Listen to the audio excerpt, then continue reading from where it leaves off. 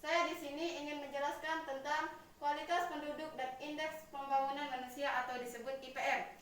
Tapi sebelumnya saya di sini mengingatkan Anda untuk mematuhi protokol kesehatan seperti 3M. Yang pertama, mencuci tangan. Saya sudah selesai mencuci tangan. Kedua, menjaga jarak. Saya sudah menjaga jarak dengan dia. Ketiga, memakai masker seperti saya memakai masker. Baiklah, saya kembali ke topik permasalahan. Kualitas penduduk dan indeks pembangunan manusia atau IPM. Kualitas penduduk dan indeks pembangunan manusia yaitu kualitas penduduk atau indeks pembangunan manusia adalah suatu pengukuran atau perbandingan mengenai pembangunan manusia dalam memperoleh pendapatan, kesehatan, pendidikan, dan lainnya.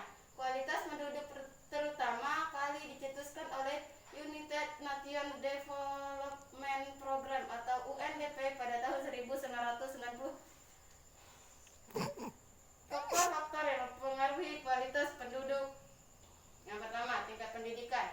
Tingkat pendidikan merupakan salah satu indikator kualitas penduduk. Semakin tinggi tingkat pendidikan yang dicapai, maka semakin tinggi pula kualitas sumber daya manusia yang dimiliki, sehingga ia memperoleh pekerjaan yang layak dengan gaji atau upah yang sesuai. Kedua, tingkat pendapatan per kapita. Pendapatan per kapita adalah banyaknya pendapatan kotor nasional dalam satu tahun dibagi jumlah penduduk. Pendapatan per kapita mencerminkan tingkat kemakmuran suatu negara. Untuk menghitung rata-rata pendapatan per kapita memerlukan rumus sebagai berikut. PSCL sama dengan GNP per P. PSCL atau Gross Income Product atau pendapatan per kapita. GNP, Gross National Product, pendapatan nasional penduduk. P, jumlah penduduk. Indonesia termasuk dalam negara yang memiliki pendapatan per kapita dengan nilai kecil. Hal ini dapat disebabkan oleh tidak meratanya pembangunan yang berdampak kepada lambatnya proses pendidikan.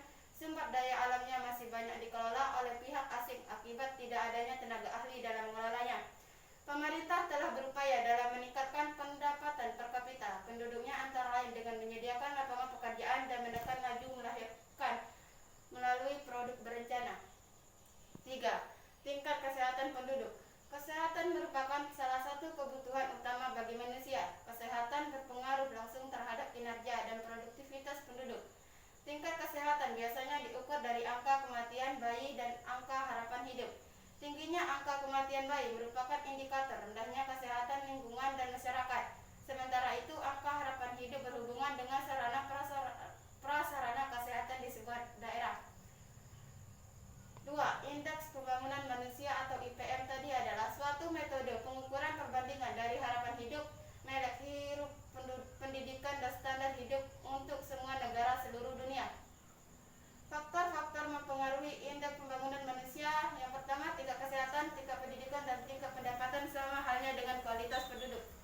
Yang pertama, tingkat pendidikan. Faktor yang mempengaruhi indeks pembangunan manusia, indikator dari pengetahuan atau pendidikan antara lain rata-rata lama waktu bersekolah, angka melek huruf, angka putus sekolah, dan sebagainya. B. Tingkat kesehatan. Usia maksimal yang menjadi harapan manusia untuk bertahan hidup. Indeks pembangunan manusia dipengaruhi oleh usia harapan hidup. Salah satu indikator usia harapan hidup adalah aspek kesehatan.